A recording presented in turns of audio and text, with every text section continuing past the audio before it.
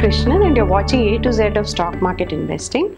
Today let's look at why for yield. As the US Federal Reserve prepared to hike its interest rates, market experts were warning that yield chasing investors better watch out. They were actually referring to investors who had borrowed in US dollars and were investing in high yielding emerging market bonds. The yield is actually the regular return that you stand to earn on a security after buying it in the market at the current market price. The term yield is usually used with reference to bond markets. If you are regularly working in the bond market, you may hear reference to three kinds of yields. The first one actually is the reference to post-tax or pre-tax yield. Recently, the IRFC, Indian Railway Finance Corporation, came out with a large issue of retail bonds. These bonds offered a yield of 7.3%. Now, in the case of the IRFC bonds, the pre-tax yield and the post-tax yield are the same at 7.3%.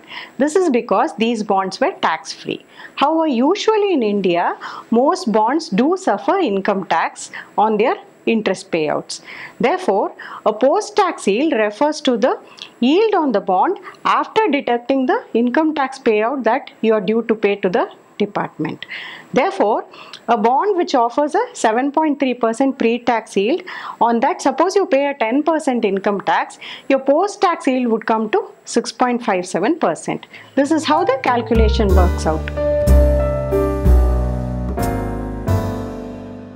The second kind of yield that you will find reference to in the bond market is the current yield. This yield refers to the yield that you will earn on the bond provided you invest in it at the current market price. Suppose the IRFC bond that we were talking about listed on the market and its face value was 100, it could start trading at 102 or 103.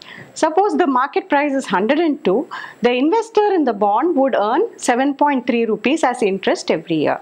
The current yield on the bond would be 7.3 divided by 102. That would work out to the current yield. The third kind of yield that you find bandied about in the market is the YTM or yield to maturity. This is a fairly complex calculation. This assumes that if you buy a bond today in the market and hold it until its maturity when your principal will be repaid, you will receive all the interest payments during this period. So basically in calculating the YTM, the assumption is that you receive all the future interest payments as well as the principal at the end of the term. All these numbers are discounted to present value based on the inflation rate. This is compared to the rate at which you invest in the bond in order to arrive at the YTM. You will often find YTMs mentioned in the case of bond fund portfolios and also in evaluating bonds for purchase in the secondary market. But it is not just bond market investors who need to understand the concept of yield. Actually, the concept of yield is quite important for stock market and real estate investors too. In the case of stock markets, actually many value investors pick the stocks to invest in based on dividend yield. They usually like to pick up stocks with the highest dividend yield in the market. What is the concept of dividend yield? Well, as you know, every company may opt to pay out a part of its annual profits as dividends to its shareholders. When you divide the dividend paid by the company per share by its current market price, you arrive at the dividend yield. The stocks that carry the highest dividend yield are preferred by investors because even if the stock prices do not deliver much gains because the markets are very muted, you will still get a regular cash flow by way of dividends from the company year after year. The other yield that global investors look at, of course, is rental yield. While buying any piece of property, investors usually compare the rents that they are likely to get from the property with its current market price, the price at which they are buying it.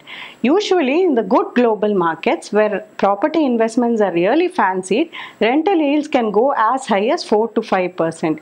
This is what some REITs in Singapore etc. earn. But in India, you shouldn't really be looking at this because most property investments give very low rental yields. In India, if you get just 2%, you're really lucky. Therefore, this is one kind of yield that Indian investors really don't seem to be worried about.